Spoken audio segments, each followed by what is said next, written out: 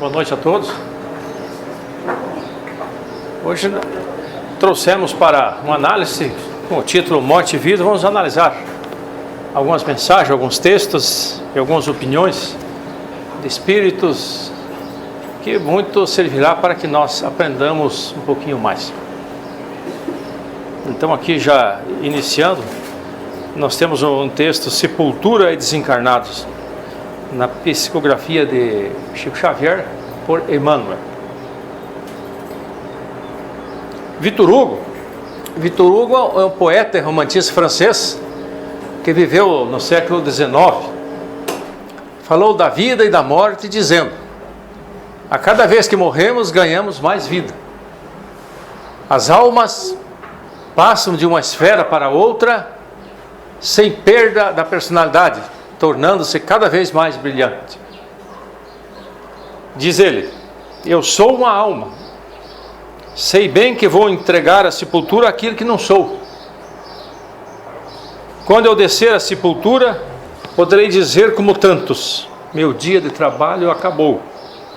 Mas não posso dizer: minha vida acabou. Meu dia de trabalho se iniciará de novo na manhã seguinte. O túmulo não é um beco sem saída, é uma passagem. Fecha-se ao crepúsculo e a aurora vem abri-lo novamente.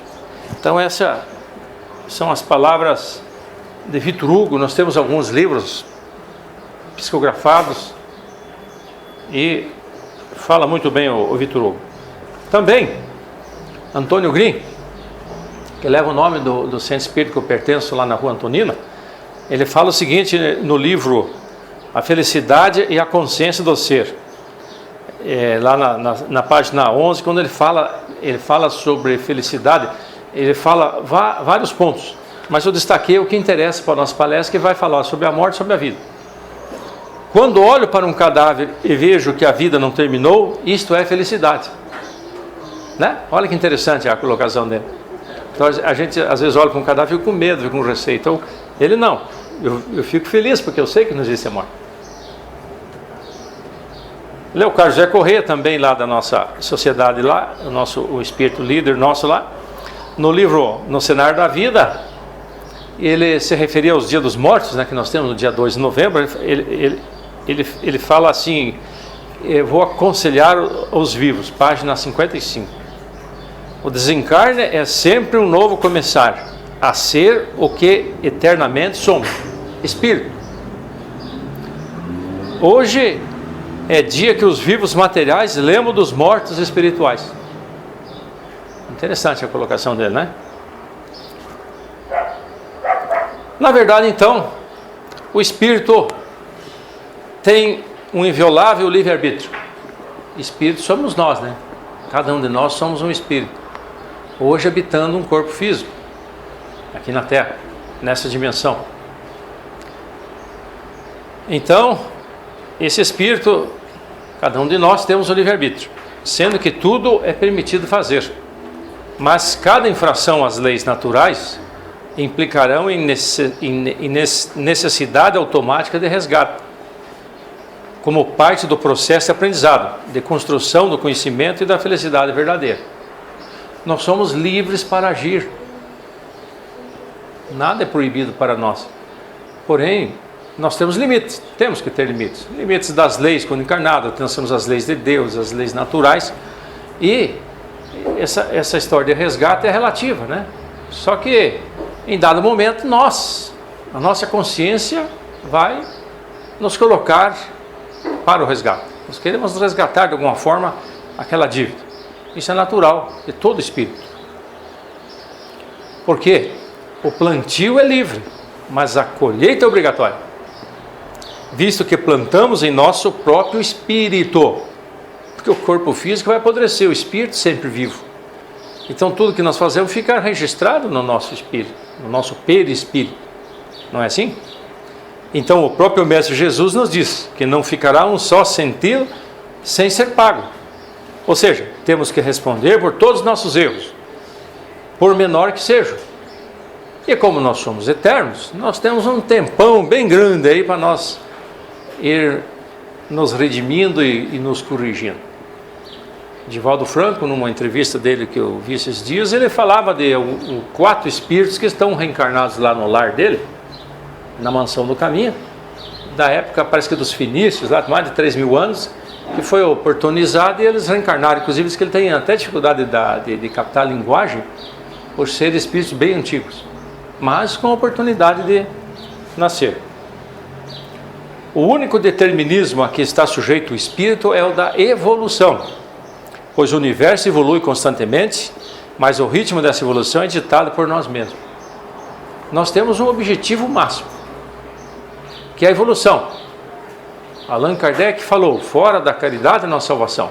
Antônio Green, aquele espírito que nós vimos, fala assim, fora da evolução não há salvação. Nós temos que evoluir. Estamos evoluindo nessa atual encarnação aqui, para nós já é evolução. Quantas provas nós passamos por dia, seu Rubens? Nós conversávamos agora mesmo sobre uma delas. Diariamente nós passamos por provas. E também pelas expiações, que são de vidas passadas. Em dado momento nós vamos passar por alguma expiação. E diariamente passamos por provas. Niveladas, um pouquinho mais grave, menos grave, enfim. Vários tipos de provas. Nessa ótica, o espírito foi criado por Deus, simples e ignorante, como uma centelha divina a impulsionar sua consciência com livre-arbítrio inviolável, destinada a aprender a ser feliz e ajudar a Deus na transformação, evolução e mesmo na criação da natureza. Então, nós temos que lembrar, nós somos espíritos criados por Deus, está lá no livro dos Espíritos. Nós temos a ideia do proto-espírito lá na fase inicial, do espírito lá atrás, e que foi evoluindo esse espírito, e hoje somos nós, os espíritos, que vamos habitar vários mundos. Há muitas moradas na casa do meu pai. Então não vamos habitar só a terra, nós vamos habitar vários mundos, esse espírito, que somos nós, individualizados. Mas nós somos dotados do livre-arbítrio, liberdade total de agir. Nós temos consciência, nós temos vontade, pensamentos, orai e vigiai, disse Jesus, né? E estamos aqui passando por sentimentos. Esse conjunto do espírito somos nós, individualizados.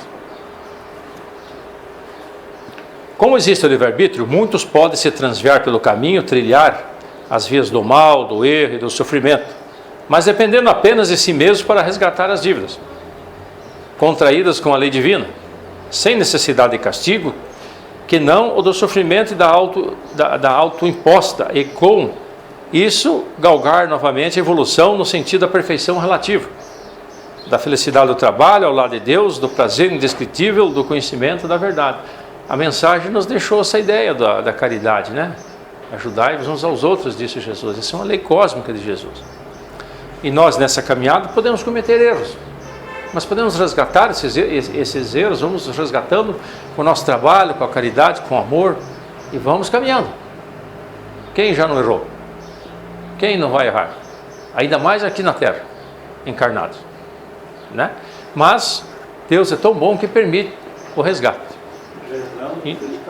E individualizado, claro. Cada um leva a sua carga de vícios e virtudes, de afetos e desafetos, até que se resolva por desfazer-se do que julgar desnecessário. Nós temos que cativar as virtudes, são mais de 150 virtudes, a bondade, o amor, o dever, né? A humildade principalmente, né? E temos que desbastar, temos que acabar com os vícios. São vários os vícios também, mas nós temos que ir dominando esses vícios. A vida é feita de partidas e chegadas, de idas e vindas. Quantas encarnações nós já tivemos aqui nos últimos 10.000 anos, por exemplo? Nos últimos 900 anos, quantos já tivemos? Né? Temos que pensar assim. Assim, o que para uns parece ser a partida, para outros é a chegada. É aquela história do barquinho, né? E lá se vai o barquinho, e lá vai uma pessoa, lá o Rubens está indo lá no barquinho. Daí a gente fala assim, puxa, mas o Rubens morreu. Ele não morreu. Ele foi no barquinho, um dia a gente se encontra por aí, né? É assim que somos nós. Então nós vamos, de repente estamos chegando, né? Aquela criancinha que vem e nasce nos braços de um pai, de uma mãe. Chegou. E outros partem. Só que, como a morte não existe, os contatos podem ser feitos de várias maneiras. Um dia, partimos do mundo espiritual na direção do mundo físico. Noutro, partimos daqui para o espiritual, num constante ir e vir, como viajores da imortalidade que somos todos nós, em busca do quê? Da evolução, progredindo. Num livro que eu li, não lembro, eu tenho dificuldade de guardar livros, perguntaram para um espírito lá no mundo espiritual, um espírito bem elevado, o que você almeja, o que você mais quer? Daí ele respondeu: o que eu mais quero um dia, por exemplo, é participar de uma reunião com Jesus no sol. A ideia dele, né? O ser que amamos continua o mesmo. Sua capacidade mental não se perdeu. Suas conquistas seguem intactas da mesma forma que quando estava ao nosso lado. Conserva o mesmo afeto que nutria por nós. Nada se perde a não ser o corpo físico, de que não mais necessita no outro lado. Meus irmãos, muitas pessoas têm medo da morte. Muitas pessoas não estão preparadas para a morte de alguém. E infelizmente eu ouvi um parente meu dizendo que a hora que a esposa partir, ele vai junto. Sabemos nós que provavelmente ele não vai encontrá-lo nesse momento, né? Quanto tempo passará? Então por quê? Porque ele tem desconhecimento mínimo dessas informações que nós temos, que estamos passando. Ele precisaria partir para o conhecimento. Por isso que Jesus falou: a verdade vos libertará. Será que ele está liberto pelo conhecimento? Assim como esse exemplo, quantos e quantos irmãos nossos por aí nesse mundão desconhecem muitas coisas e sofrem talvez porque querem ou por desconhecer. Só que nós estamos num tempo em que nós, principalmente nós que frequentamos num sábado à tarde, calor, férias, estamos aqui para nós aprendermos alguma coisa, nós temos até a obrigação de levar o conhecimento, mesmo que aquela pessoa se ache professor de Deus e não aceite. Perguntava para um jovem: Deus existe? Ele: depende. Daí eu fiquei quieto, né? Bom, se depende, então ele vai dizer que não, ou que Deus não existe, ou coisa parecida. Quer dizer, são interpretações. Ele precisa ler mais, aprender mais, se inteirar mais, principalmente sobre o campo da ciência. E nós sabemos que o Espiritismo é ciência, ele tinha que partir para esse lado. Então as pessoas têm dificuldade às vezes de compreender. Às vezes que uma pessoa bem simplesinho compreende, pega na primeira, muitos cientistas têm dificuldade. Então a mensagem é essa: sepultura e desencarnados. Emmanuel, na psicografia de Chico Xavier. Quem passa pela sepultura prossegue trabalhando. E aqui, quanto aí, só existe desordem para o desordeiro. Na crosta da terra ou além de seus círculos, permanecemos vivos invariavelmente. Está no livro Pão Nosso. A sepultura não é milagroso acesso às zonas da luz integral ou da sombra completa. Somos defrontados por novas modalidades da divina sabedoria a ser traduzirem por mistérios mais altos. Está na revista Reformador. Não te esqueça de que os desencarnados não são magos, nem adivinhos. São irmãos que continuam na luta de aprimoramento. Está no livro Pão Nosso. Tudo isso faz parte do texto. Nós, os desencarnados, somos também criaturas humanas em diferentes círculos vibratórios, tão necessitados de aplicação do Evangelho Redentor, quanto os companheiros que marcham pelo roteiro carnal. Tanto aqui como lá, eles têm que passar por isso. Reformador também. Nós, e nos instantes de crise, não te suponhas a única pessoa em provação sobre a terra, para que a tua dor não se converta em perturbação. André Luiz, Espírito, vem nos dizer isso. Nós podemos passar por crises. Mas essa provação podemos dividir, porque sabemos que temos irmãos que também passam por crise. Então nós temos que, para não nos perturbar, nós temos que manter a calma e administrarmos essas dificuldades. Aí nós vamos para uma análise lógica. Vamos fazer uma análise lógica de tudo que nós falamos até agora. Conclusão: Deus não pode ser justo e cometer injustiça ao mesmo tempo. Não é verdade? Deus é perfeição total, não há dúvida quanto a isso. Se existisse apenas uma vida, então Deus estaria impondo a alguns, desde o nascimento, sofrimentos terríveis, sem que os mesmos tenham merecido. Onde que estaria a justiça de Deus, né? Deus estaria assim sendo injusto. E quais são os objetivos da encarnação, então?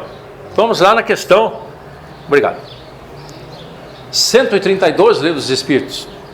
Deus determinou aos espíritos a necessidade de encarnar para alcançar a perfeição e de colaborar na criação.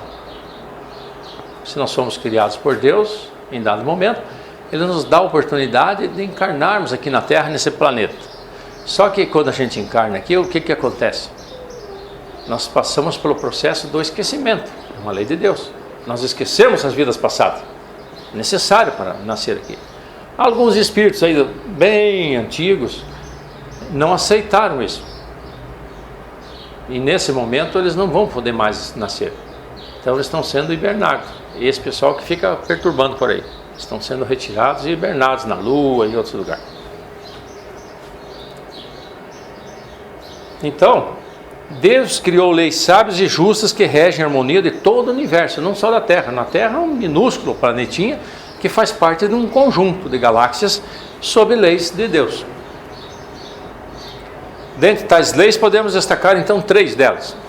3 leis principais: a lei da evolução, a lei do livre-arbítrio e a lei de causa e efeito. Quanto à lei da evolução, todo o universo, tudo no universo caminha para a evolução, seja no mundo mineral, vegetal, animal ou espiritual. Vamos pegar só os animais, um cachorro, um elefante, um cavalo. Vejam bem, eu tenho observado aí a importância principalmente de cachorro, gato também, mas mais o cachorro, como o cachorro tem se sobressaído aí. Observem isso.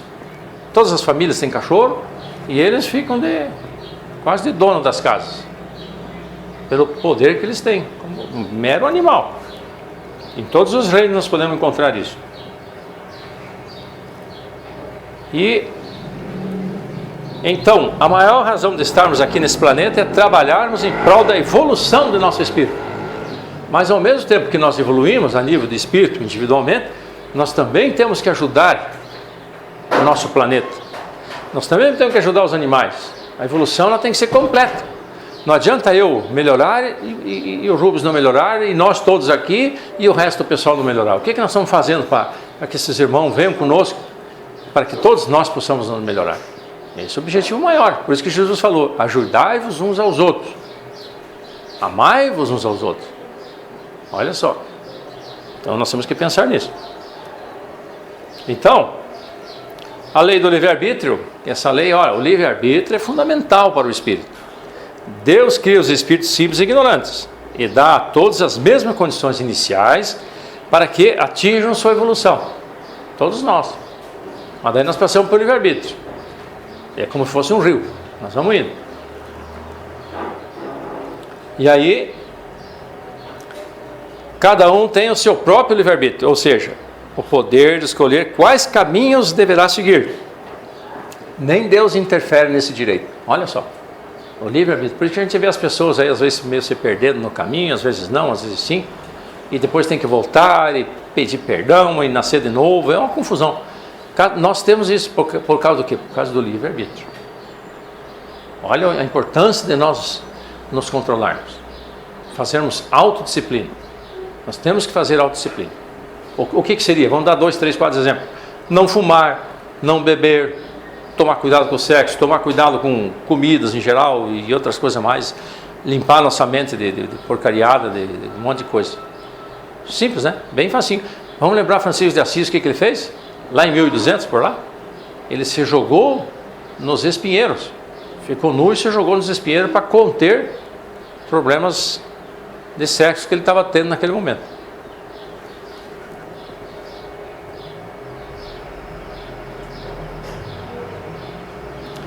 Deus não precisa ficar a cada erro nosso nos punindo, ou a cada acerto nos premiando. Aliás, Deus nunca pune ninguém. Essa é a grande verdade. Nós mesmos nos punimos através das ações erradas. Porque qual é a sentença que vale? É da nossa própria consciência. Nós nos preparamos para encarnar. Os livros aí, principalmente o Nosso Lar, contam isso para nós. Nós vamos lá no Ministério da Reencarnação, vamos escolher o nosso corpo físico, as provas que nós queremos passar, etc. E assim vai. E, comparativamente, a Terra é como uma grande escola, na qual os alunos podem escolher estudar e passar de ano, ou então, não estudar e repetir o ano. A cada vida nossa é como um ano letivo, até que um dia o aluno atinja um tal nível evolutivo em que poderá deixar a escola indo para escolas mais evoluídas. Não é legal isso aí? E é assim mesmo. Né? Olha aqui. Então, assim se explica de forma bastante coerente a situação de pessoas que já iniciaram a vida sob condições difíceis. Né? Na verdade, elas estão colhendo os frutos de ações erradas cometidas em outras vidas, às vezes. Nós temos que pensar nisso e entender isso. Mas não é Deus que está dizendo, você vai passar por aí. É a própria pessoa que escolhe, às vezes. Isso chama-se expiação. E isso é individualizado. Cada um de nós temos nossos problemas dessa vida, vidas passadas, que nós queremos ir corrigindo.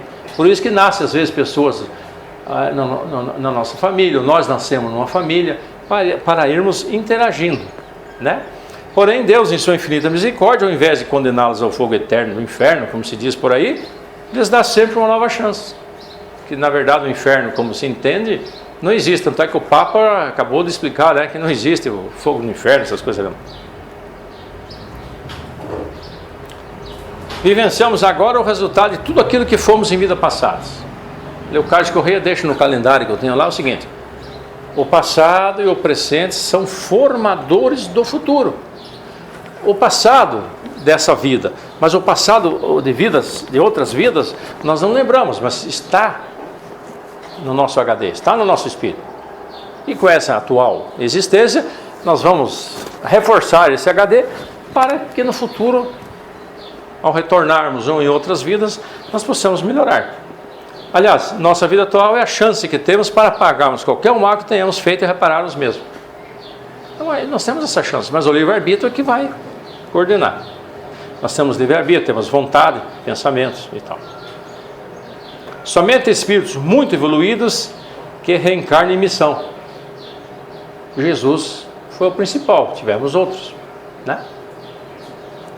Utilizando seu livre-arbítrio, vem a este plano e aqui podem vir a sofrer, porém, por sua própria escolha. Jesus foi um. Inclusive o pessoal falava para ele: mas Jesus, você não precisa disso. Não, eu vou lá porque eu quero passar por isso, quero ajudar aquele pessoal. E deixou sua mensagem, e nós estamos aí nos utilizando dela, embora lentamente, com muita dificuldade, para que através de seus exemplos possam trazer à luz a humanidade a que tanto um ama. É o caso de Jesus, tanto que ele nos ama que ele veio para nos ajudar.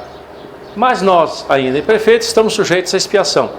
Colhemos hoje o que plantamos ontem em outras vidas, e assim vai, e vamos melhorando. E temos a chance de nós irmos progredindo, evoluindo. E colheremos amanhã o que estivermos plantando hoje. Isso é uma verdade. Então, até que venhamos atingir um grau de perfeição e pureza espiritual em que não precisaremos mais reencarnar na Terra, nós vamos chegar nessa situação. Outros mundos estão aí para que nós possamos ir. A Terra está passando por uma promoção, sabemos nós, pelos estudos, né? Deixando de ser de provas e expiações para regeneração. Na regeneração só prevalece o bem. E continuaremos nossa evolução em planos espirituais mais elevados. Vamos continuando. Eu retirei isso aí como fonte, né? do grupo espírita Allan Kardec. Essa mensagem sobre as 3 leis principais. E não posso deixar de trazer também, em razão do assunto que é morte, né? Também de Emmanuel, além da morte.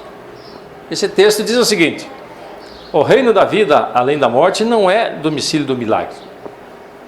Passa o corpo em trânsito para a natureza inferior, que lhe atrai os componentes. Entretanto, a alma continua na posição evolutiva em que se encontra.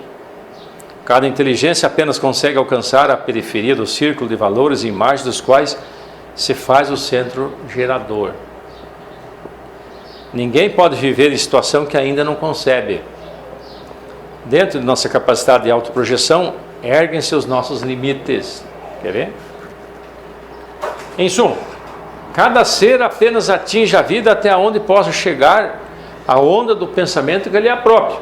Se eu só penso em fazer assalto, em roubar, eu vou ficar naquela esfera. Se eu penso o bem e frequento a casa de oração, a casa espírita, e penso no bem, a minha frequência é outra. A mente primitivista do mono, transposto o limiar da morte, continua presa aos interesses da furna que lhe consolidou os hábitos instintivos. O índio desencarnado dificilmente ultrapassa o âmbito da floresta que lhe acariciou a existência. Assim também, na vastíssima fauna social das nações, cada criatura dita civilizada, além do sepulcro, circunscreve-se ao círculo das concepções que mentalmente pode abranger. A residência da alma permanece situada no manancial de seus próprios pensamentos. Somos o que pensamos. Estamos naturalmente ligados às nossas criações. Demoramos-nos onde supomos o centro dos nossos interesses.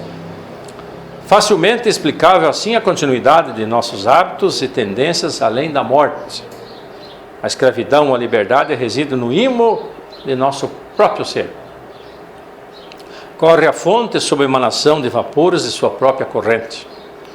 Vive a árvore rodeada pelos fluidos sutis que ela mesma exterioriza através das folhas e das resinas que lhe pendem dos galhos e do tronco. Permanece o charco debaixo da atmosfera pestilencial que ele mesmo alimenta, e brilha o jardim sob as vagas do perfume que produz. Olha que legal, né? Assim também a terra, com seu corpo ciclópico, arrasta consigo na infinita paisagem cósmica o ambiente espiritual dos seus filhos. Atravessado o grande umbral do túmulo, o homem deseducado prossegue reclamando aprimoramento. A criatura viciada continua exigindo satisfação aos seus apetites baixos. O cérebro desvairado, entre indagações descabidas, não foge de imediato ao poço de obscuridades em que se submergiu. E a alma de boa vontade encontra 1000 recursos para adiantar-se na senda evolutiva, amparando o próximo e descobrindo na felicidade dos outros a própria felicidade.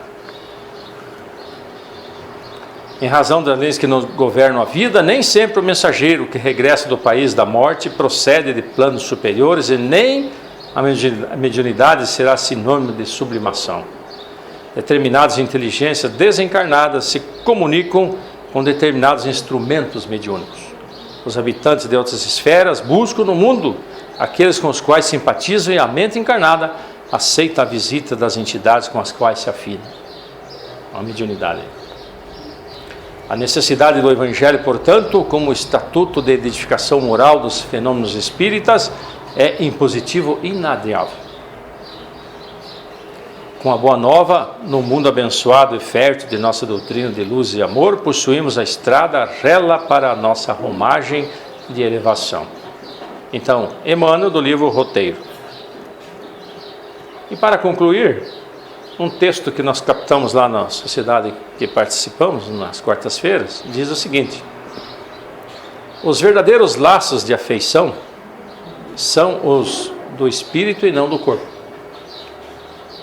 Purifiquemo-nos, pois, diante da moral e da ética, estabeleçamos metas diante do que aprendemos com o Evangelho.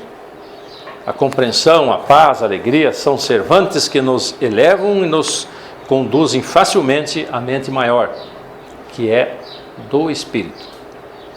Fugazes são então os laços que nos unem ao Cristo e que estabelecem metas ao nosso espírito que, se cumpridas, nos tornam vencedores. Vencer o tempo, a razão nos transporta pelas deixas da verdade. Assim podemos desfrutar dos elevados conceitos de amor e de caridade. Vamos agir rapidamente, pois uma passagem na terra é ínfima perante a eternidade e o tempo não volta. A ação deve ser constante no bem, para que rapidamente possamos nos livrar das amarras que nos prendem em conceitos ultrapassados, vencidos. E também vamos acabar com os paradigmas instalados por séculos e séculos. Vamos viver com calma e tranquilidade, e que possamos sair vencedores das coisas que conhecemos e às vezes não utilizamos. Fala do amor e da caridade. Só eles nos conduzirão para a evolução. Vamos assimilar rapidamente os ensinamentos que são oportunizados nesse momento da Terra, e vencedores vamos rever conceitos, atitudes e, consequentemente, vamos resistir às intempéries dos vícios e vamos buscar as transformações que nos impulsionarão ao bem. Assim seja, assim será. Com Jesus sempre, Ele é o Mestre, nosso Mestre. Cascavel, 19/11/2014. Muito obrigado.